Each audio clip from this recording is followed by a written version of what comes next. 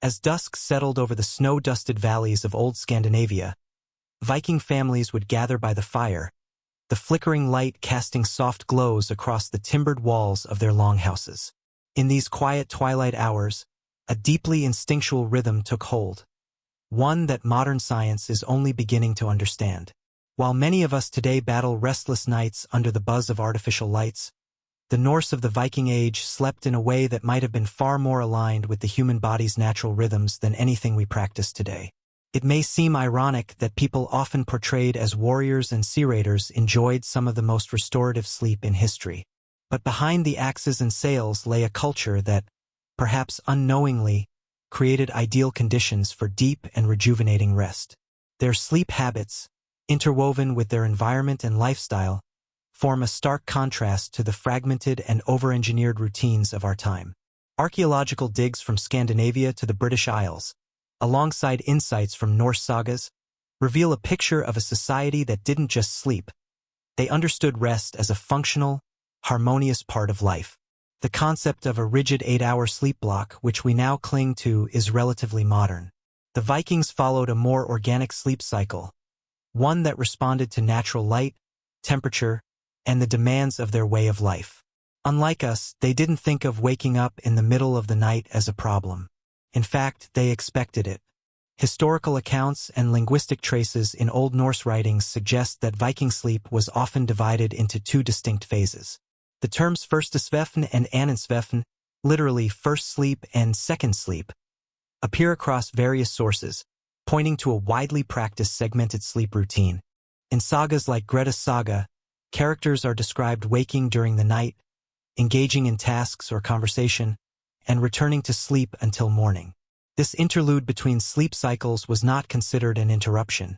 It was simply part of how nights unfolded. Excavations in Viking settlements support this. At Jorvik, modern-day York, household layouts reveal that fire pits were actively maintained during nighttime hours, suggesting that people moved about, tended flames, and carried out quiet activities after their initial rest. These weren't isolated anomalies. They reflected a cultural norm, one deeply in tune with biology. So what did Vikings do during these nightly intervals? Surprisingly, they didn't lie awake in frustration like many of us do now. The middle-of-the-night hours were practical, peaceful, and even productive. In this window, often lasting an hour or two, household members might tend livestock, add fuel to the hearth, check on their children, or even have hushed conversations by firelight. Some engaged in crafting, spinning yarn, or quietly preparing tools for the next day. Others may have used the time for intimate connection, storytelling, or spiritual rituals. Take Bjorn Haraldsson, a farmer from the rugged coast of Norway. While his name may be fictional, the evidence is real. Based on excavations of similar homesteads, it's likely that after dinner and evening storytelling, he would sleep from sundown until midnight, then wake naturally.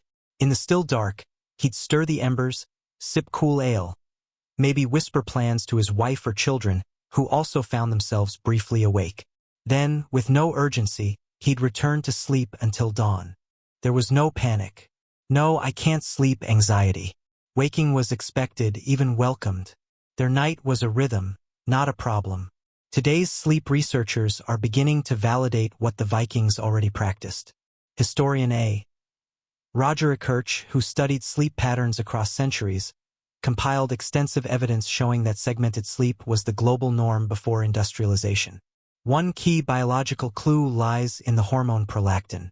During the natural waking period between sleep phases, prolactin levels rise, producing calm and contentment. Far from being a time of mental stress, these hours were biologically suited to quiet thought and restoration. The Viking approach accidentally aligned with this natural flow. It also helped that northern winters forced adaptation. In regions where darkness could last 18 hours or more, expecting to sleep uninterrupted would have been unrealistic. Instead, segmenting sleep allowed for a natural division of the long night, with periods of gentle activity before returning to rest. As the seasons turned, so too did Viking sleep routines. During the endless daylight of midsummer, sleep was shorter, often lighter. The sagas even speak of nightless nights, when the sun never fully sets. People would rest less and rise early to seize the extended days. But in winter, the opposite held true. Long nights encouraged more time in bed, though still with that familiar midnight break. Even the Havamol, the Old Norse poem of practical wisdom, alludes to this rhythm. The unwise man stays awake all night, worrying. When morning comes, he is still weary, and his troubles unchanged. The message is clear. Rest was seen as essential, not indulgent. Sleep, in their view, was not a luxury, it was a tool. And they built their lives accordingly.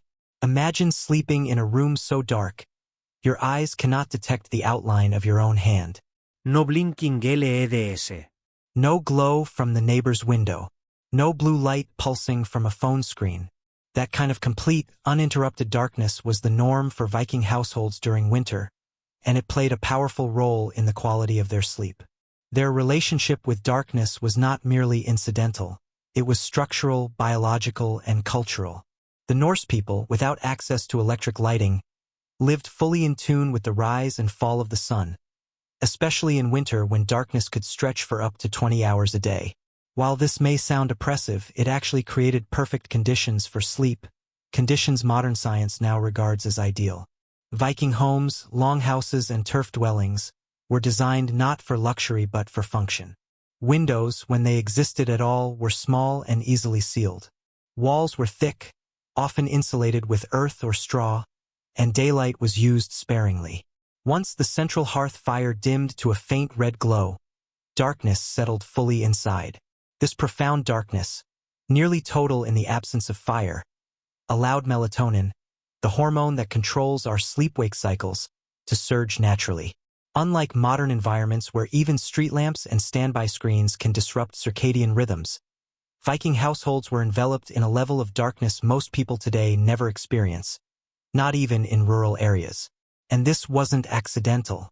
Archaeological evidence from settlements across Norway, Iceland, and even Viking-occupied England reveals that sleep chambers were often nestled in the darkest parts of the home, away from doors, hearths, and open spaces.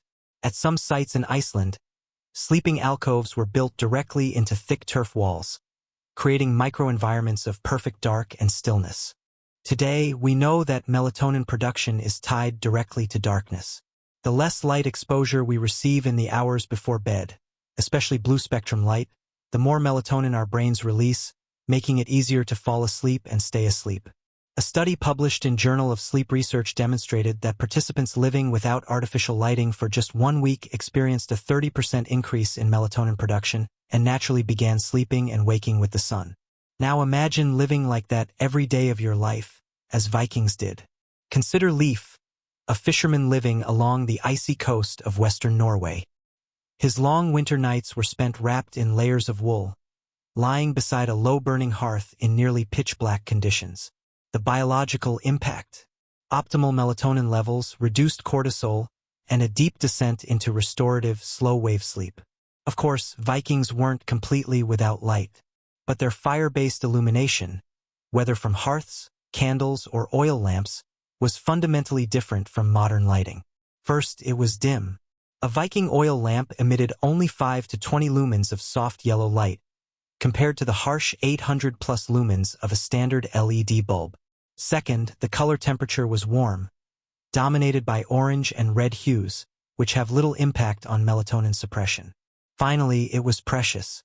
Candle making was labor-intensive, and oil was not to be wasted, meaning lighting was often reserved for necessity rather than habit.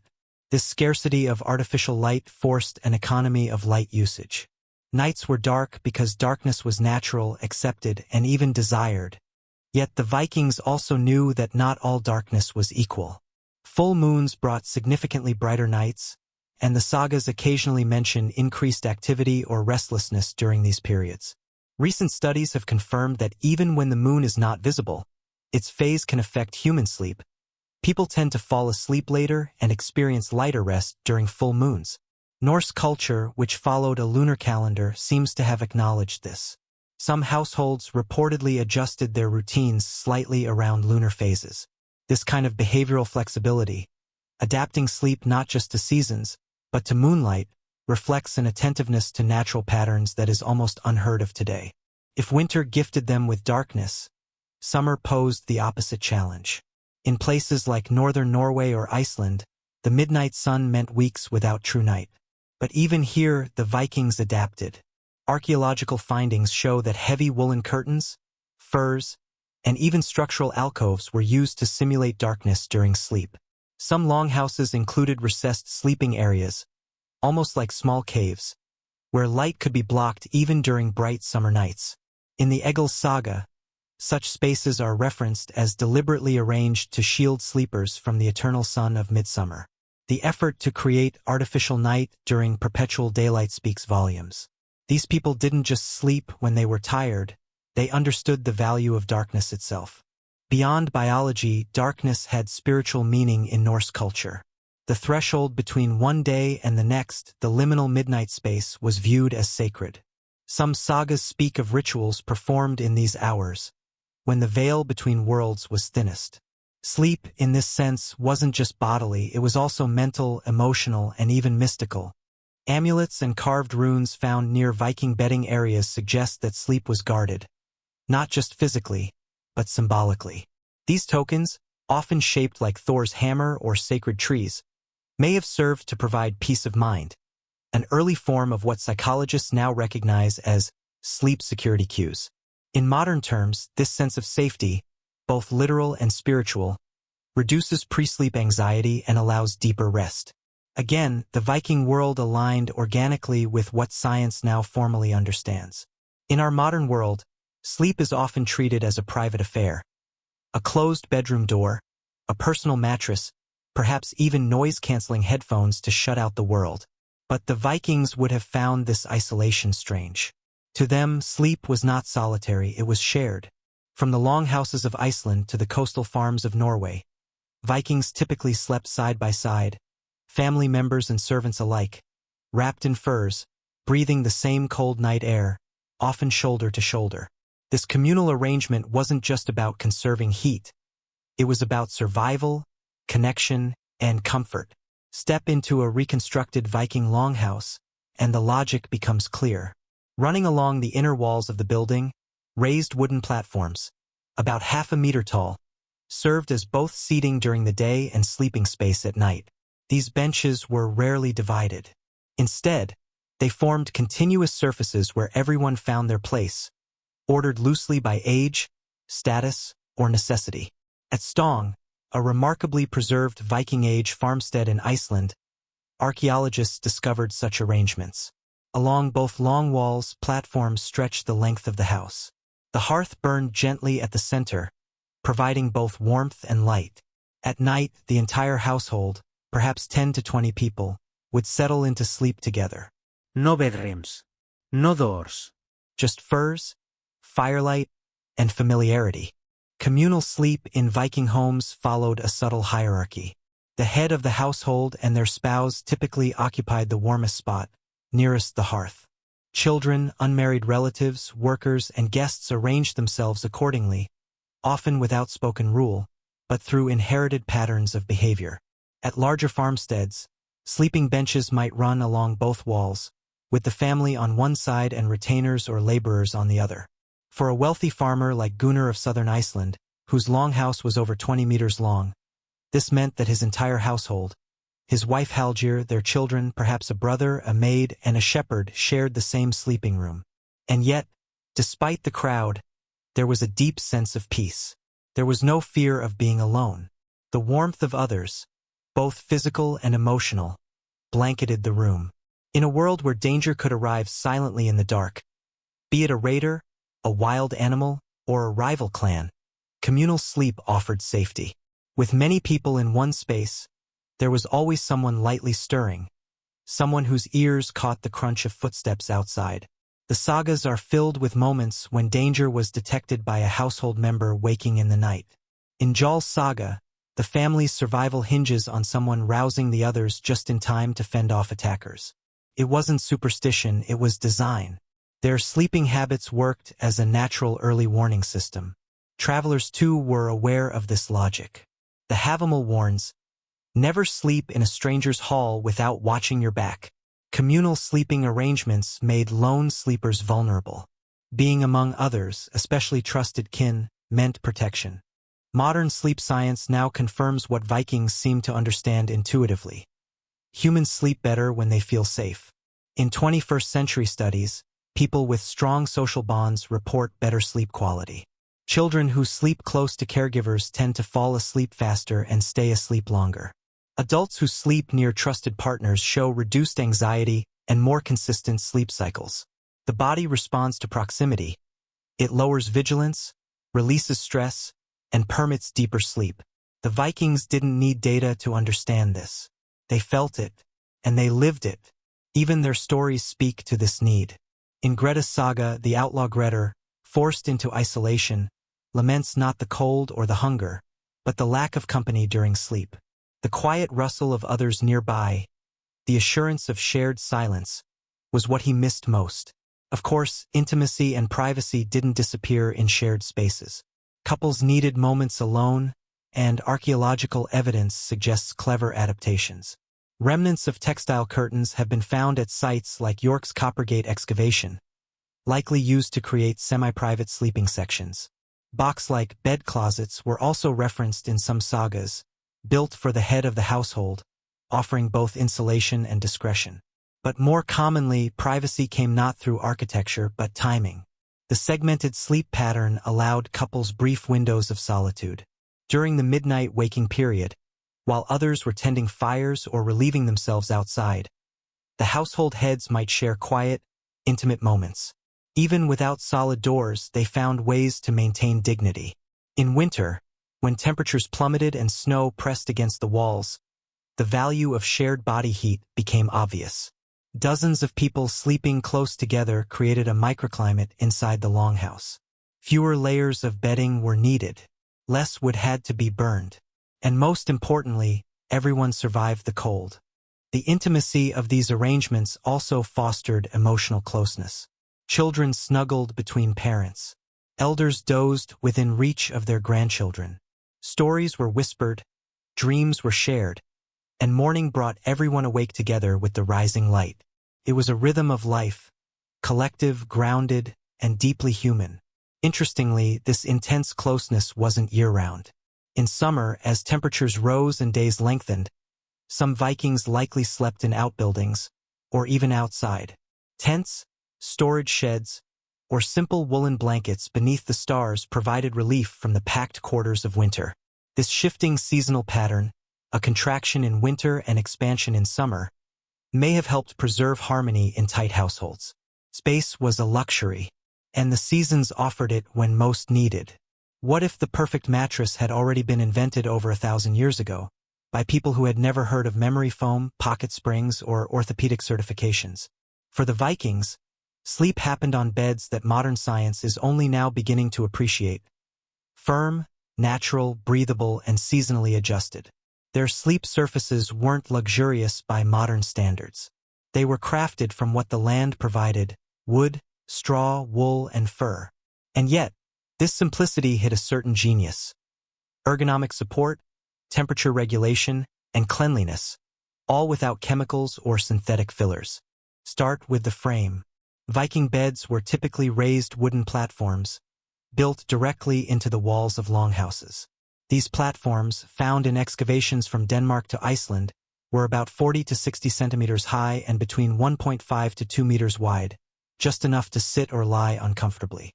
Some were angled ever so slightly, with the head higher than the foot.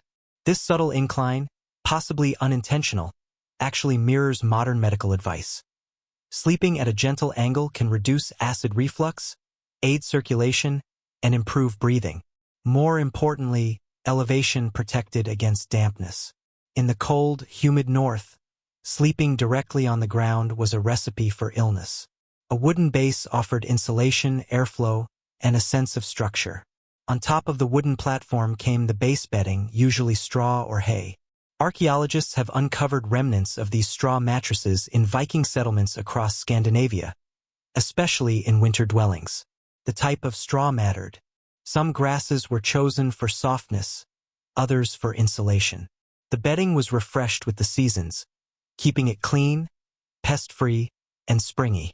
Straw may seem crude, but it offered something most modern mattresses fail to deliver: breathability.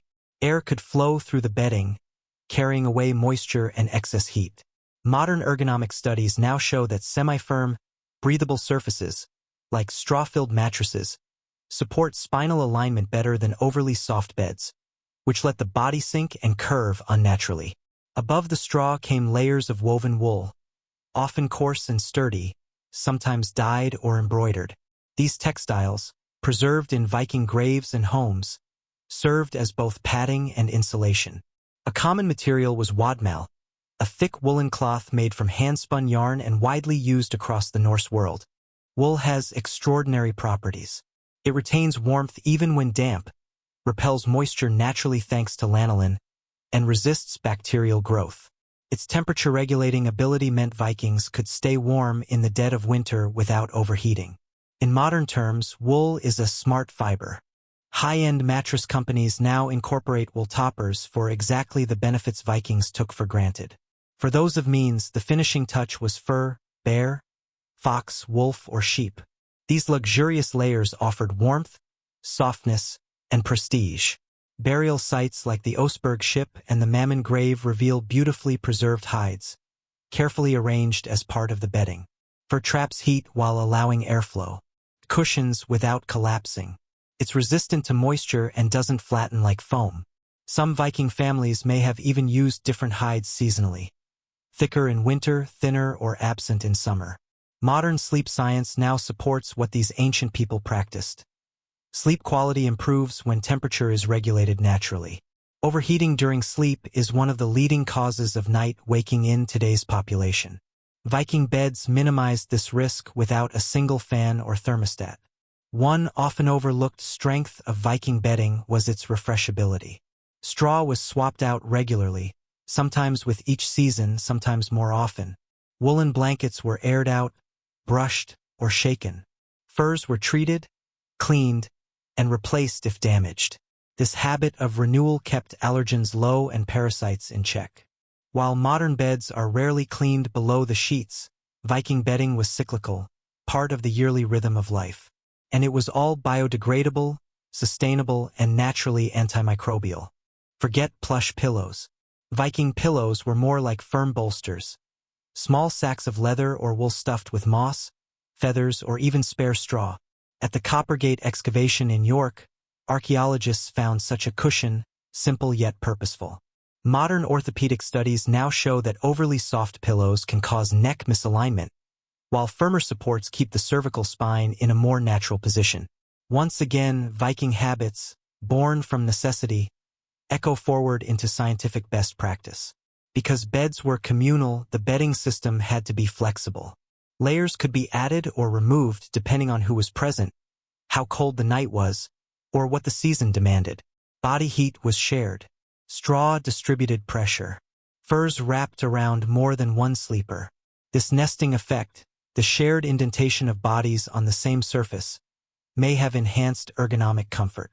Researchers studying traditional sleep cultures have noted how shared beds naturally mold to the group, creating a kind of responsive support without springs or foam. Seasonality was key. Bedding changed with the weather. In summer, fewer layers, maybe thinner straw, perhaps sleeping outside entirely. In winter, more insulation, heavier furs, tighter sleeping quarters. This natural rhythm kept sleep environments fresh, responsive, and adaptive. Unlike modern people who often sleep the same way year-round, Vikings let the earth guide their rest. In a time before pills and prescriptions, sleep came from the earth. The Vikings, though famed for their physical strength and naval power, also cultivated a deep knowledge of medicinal plants, many of which modern science now recognizes as effective aids for relaxation, anxiety, and sleep.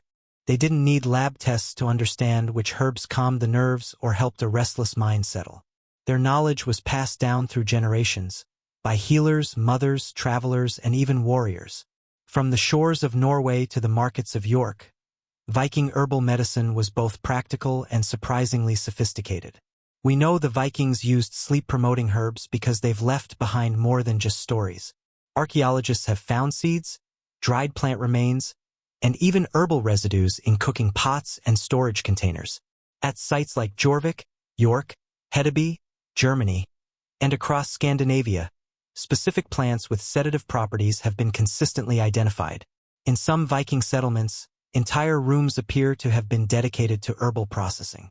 One 10th century site near Koppang, Norway, revealed not just plant remnants, but specialized containers, possibly used by a local healer.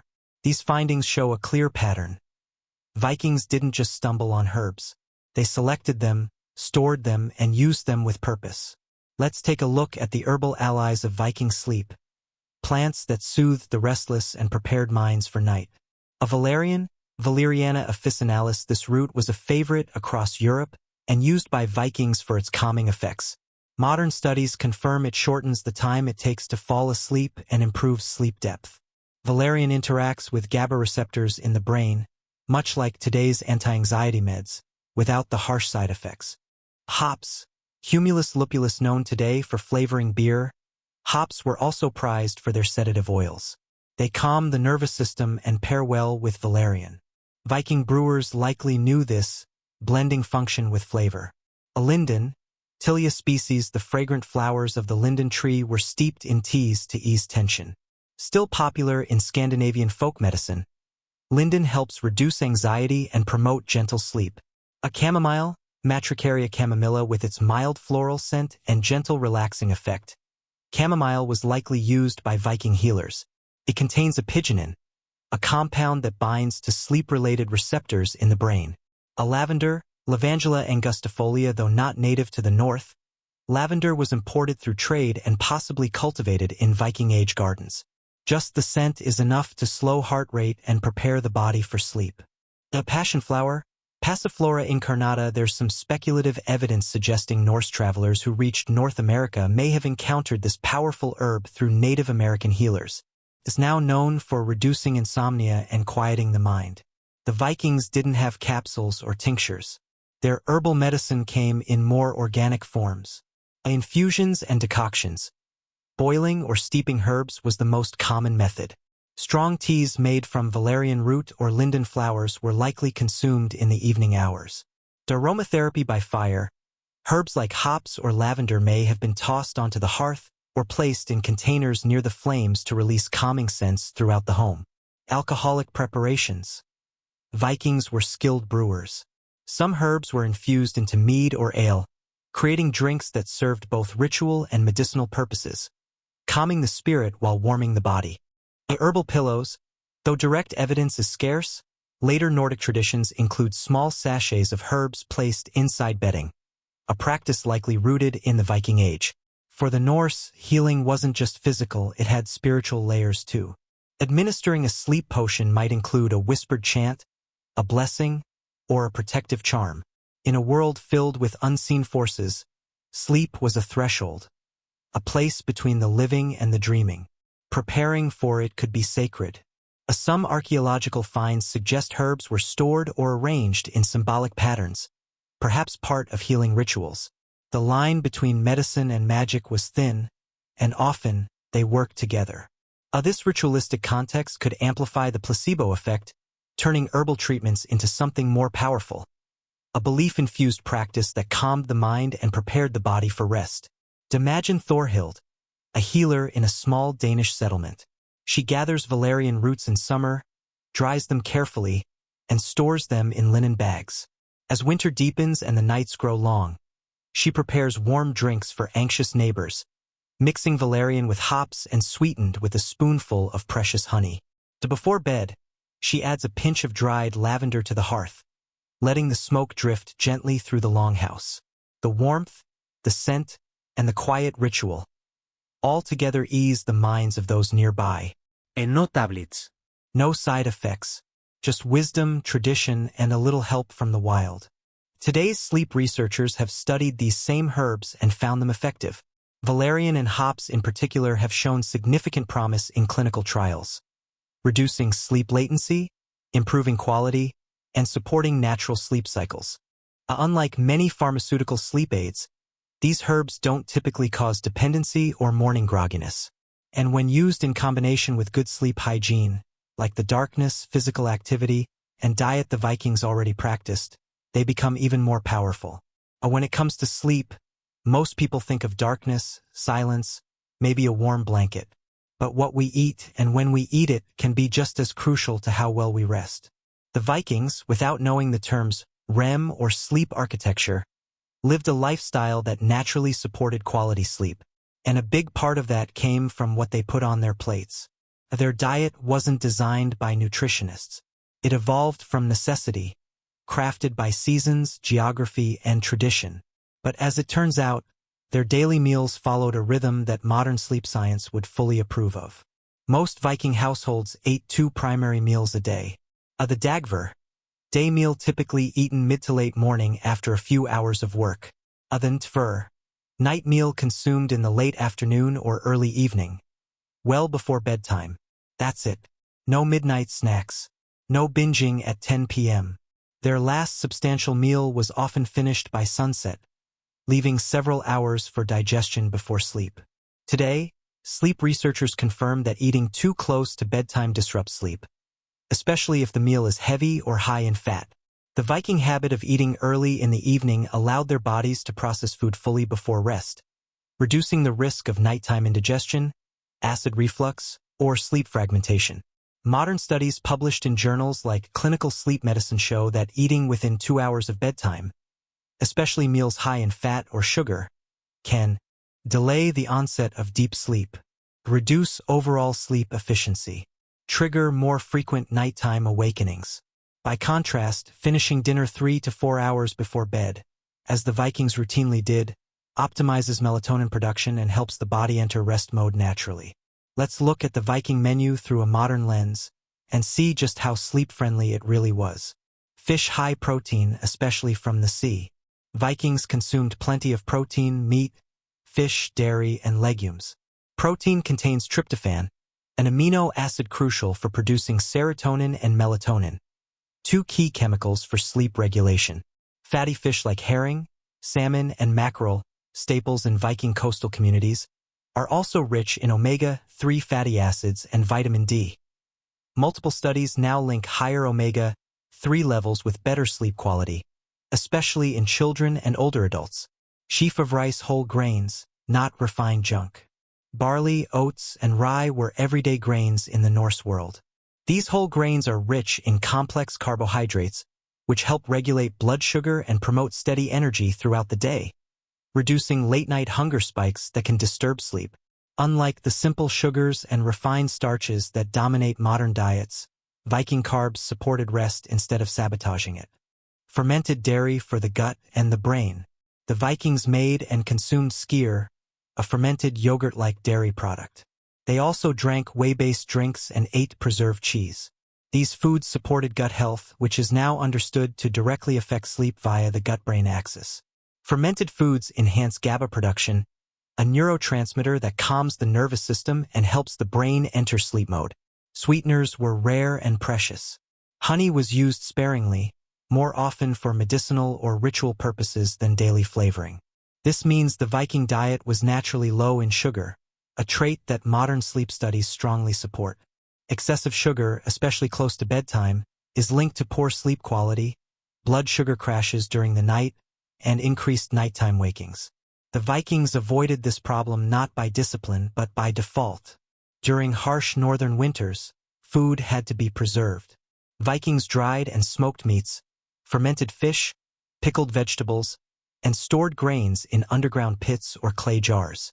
Interestingly, these methods sometimes enhanced the sleep-supporting nutrients. Fermentation increased the availability of tryptophan. Curing often boosted flavor without adding sugar or artificial additives. Salt preservation, done in moderation, helped maintain electrolyte balance, a subtle but important factor in sleep regulation. Picture Halvard, a farmer in rural Norway. On a typical winter day, he labors through frozen fields and returns home by late afternoon. His wife serves a hearty stew of barley, root vegetables, and dried lamb, flavored with wild herbs. A small piece of sour rye bread accompanies it, perhaps with a spoonful of skyr. They eat together by firelight, laughing and sharing news of neighbors. By sunset, the meal is done. Halvard sits by the hearth, warming his hands. As darkness thickens, the family settles down. Full, content, and ready to sleep. No late-night snacks. No stress about calories. No apps tracking his REM cycles. Just simple, nourishing food served at the right time, and a body that responds with rest. What the Viking diet lacked, and why that helped. Y no processed sugar. Y no caffeinated drinks. No artificial additives or preservatives. Y no irregular mealtimes. Every one of these is linked to poor sleep today. The Vikings didn't eliminate them by intention, but by absence. The result? A dietary pattern that supported stable blood sugar, hormone balance, and digestive ease, all essential for sleep. It's easy to forget, in our modern world of padded chairs and screen-based work, that the human body was built to move. For the Vikings, there was no other way to live.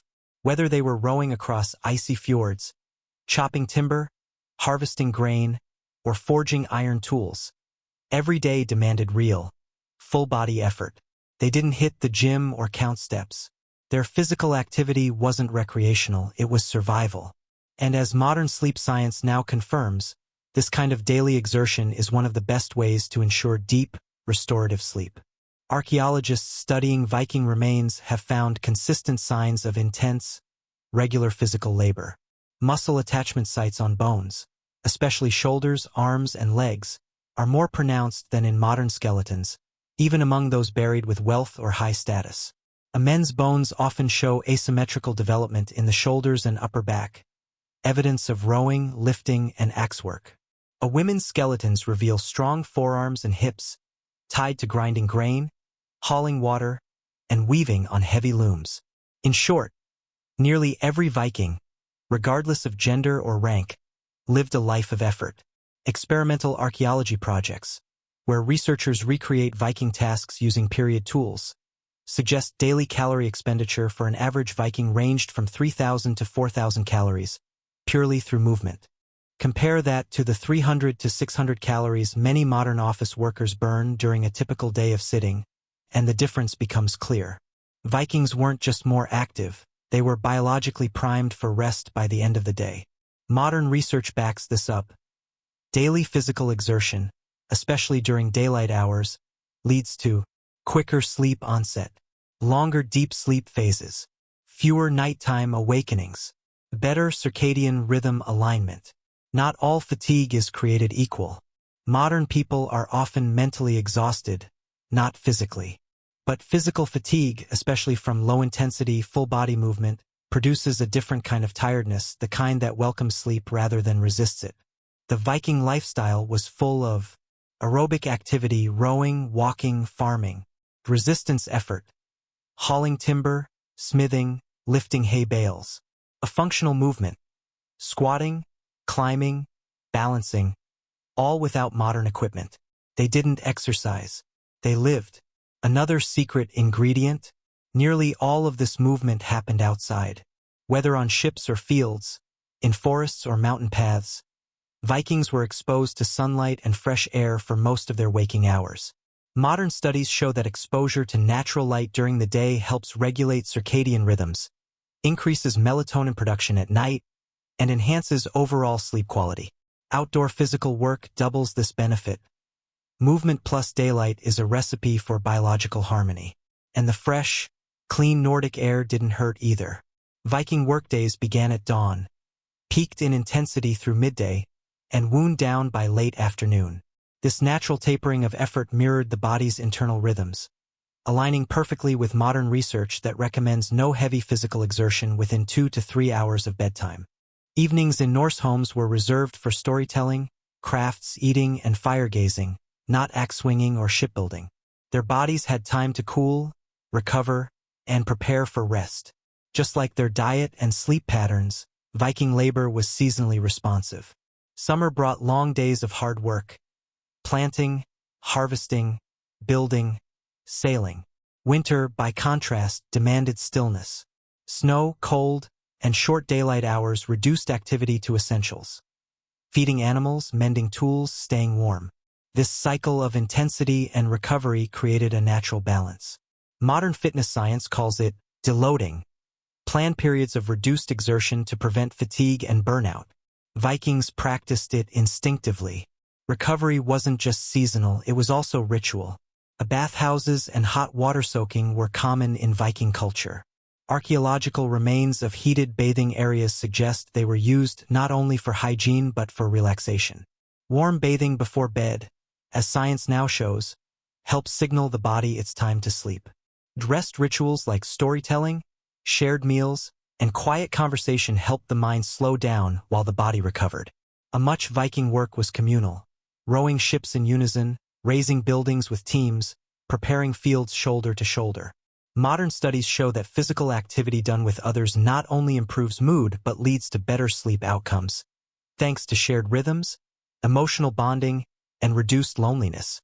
Sleep benefits most when body and brain are both satisfied, and for Vikings, a hard day's work was often paired with shared laughter, purpose, and pride. Today, many people sit indoors for most of the day, engage in little to no physical labor, exercise briefly, often in the evening under artificial light, experience high mental stress but low physical fatigue. All of these habits confuse the body's sleep signals. Vikings, by contrast, live the way our physiology evolved to function. Active days, natural light, physical exhaustion, and quiet nights. For the Vikings, sleep wasn't something to conquer. It was a natural part of life, expected, respected, and integrated into their worldview. They didn't count hours. They didn't fret over how long it took to fall asleep. And most importantly, they didn't fear sleep. This healthy, balanced psychological approach, rooted in stories, beliefs, and community, may have been one of the most powerful sleep aids of all. While we wrestle with racing thoughts, blue light, and performance anxiety about sleep, the Norse people embraced the night with a calmness that feels almost alien today. The herbal, a collection of ancient Norse proverbs, offers more than just poetic advice. It reflects cultural attitudes toward daily life, including rest. The unwise man lies awake all night and broods over everything. When morning comes, he is weary and his burden unchanged. It's a strikingly modern insight. Overthinking, anxiety, and nighttime rumination weren't seen as signs of intelligence. They were viewed as harmful habits. The ideal Viking, one who acted during the day and rested at night. The herbal promotes balance, not excessive sleep, but not sleep deprivation either. A healthy mind, in Viking belief, knew when to engage and when to let go. After the evening meal, as the fire dimmed and chores faded, Viking families gathered around the hearth. Not for screens or work emails, but for stories. Sagas of gods and heroes, family histories, cautionary tales and riddles. These were not just entertainment. They were a form of mental decompression.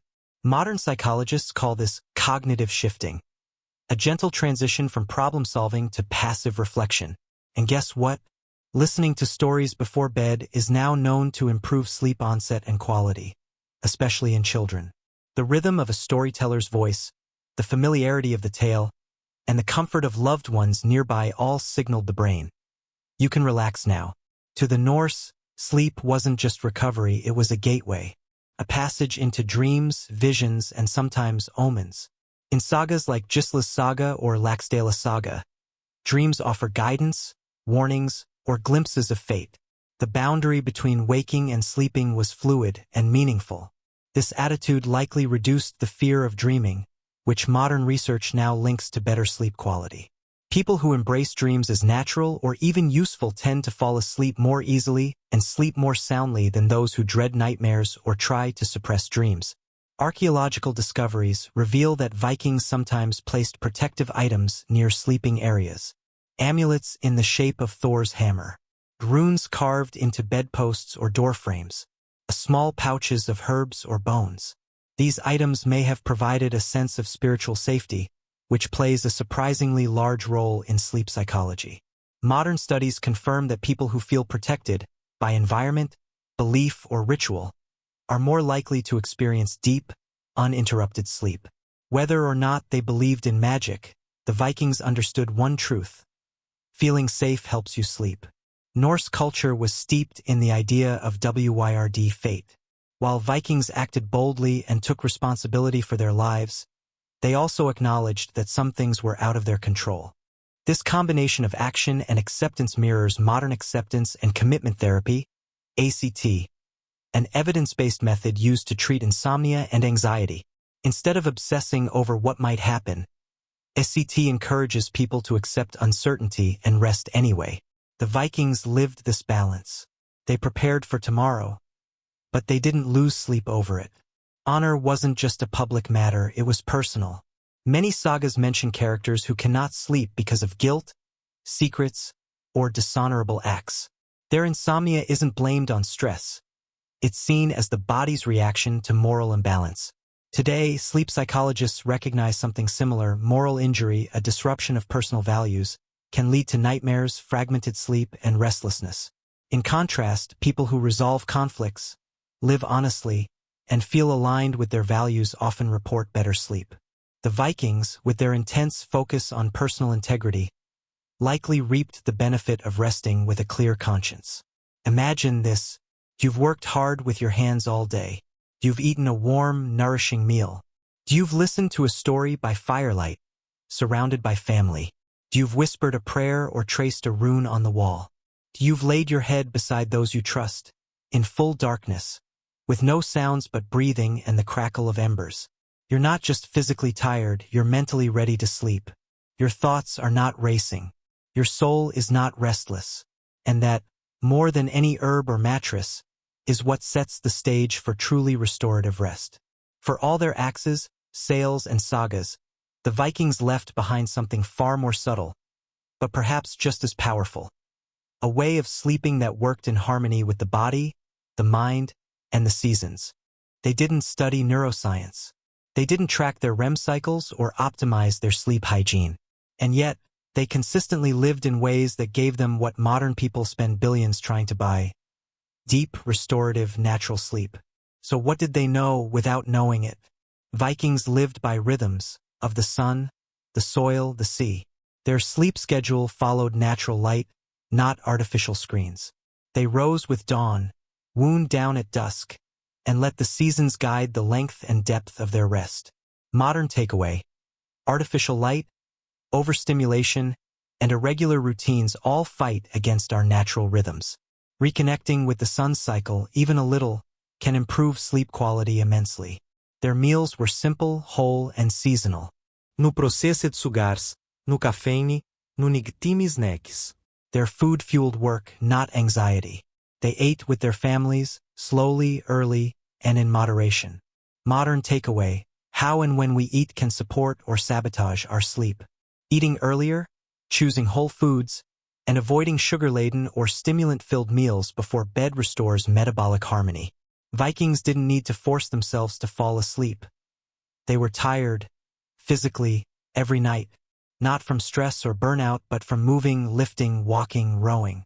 The kind of tiredness that makes you fall asleep before you even ask, "Am I tired?" Modern takeaway: our bodies crave movement. Daily activity, not necessarily intense exercise, but steady physical work, primes the body for natural, deep rest. Viking herbal knowledge gave them tools for calming the body and the mind. Valerian, hops, chamomile, lavender, all used in teas, brews, and bedding. Combined with ritual and intention, these plants weren't just remedies. They were invitations to sleep. Modern takeaway: nature offers powerful, low-risk tools for sleep support. Herbal teas, calming scents, and earthy rituals can become a nightly signal for rest. They didn't battle with their thoughts or resist sleep. Through storytelling, spirituality, moral clarity, and the acceptance of fate, they approached night with peace. Sleep wasn't a battleground, it was a threshold. Modern takeaway: psychological resistance to sleep, stress, guilt, racing thoughts, is one of the biggest barriers today. Like the Vikings, we need to prepare our minds to rest, not just our bodies. Viking beds were humble but functional, raised from the ground, filled with straw, softened with wool and fur. They created warmth, support, and airflow. No chemicals. No overeating. No synthetic stress. Modern takeaway: our sleeping environment matters.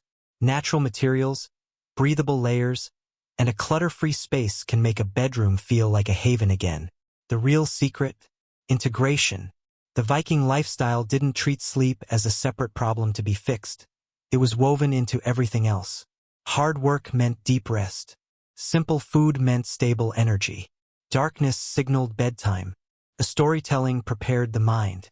Herbal rituals calmed the body. Sleep wasn't a goal. It was a result. You don't need to live in a longhouse or row a longship to adopt Viking sleep wisdom. Start small. Go for a walk in the daylight each day. Eat your final meal earlier with intention. Turn off bright lights and screens an hour before bed.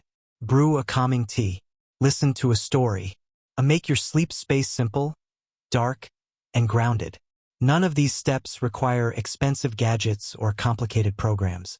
They require attention, rhythm, reconnection. The Vikings lived harsh, dangerous, uncertain lives. But when the day was done and the fire crackled low, they rested with depth, with trust, with peace. In that silence, beneath wool and fur, surrounded by family, they allowed themselves to return to the earth for a few hours, ready to rise again with purpose. And maybe that's what we're all missing. Not just sleep, but a life that leads to it.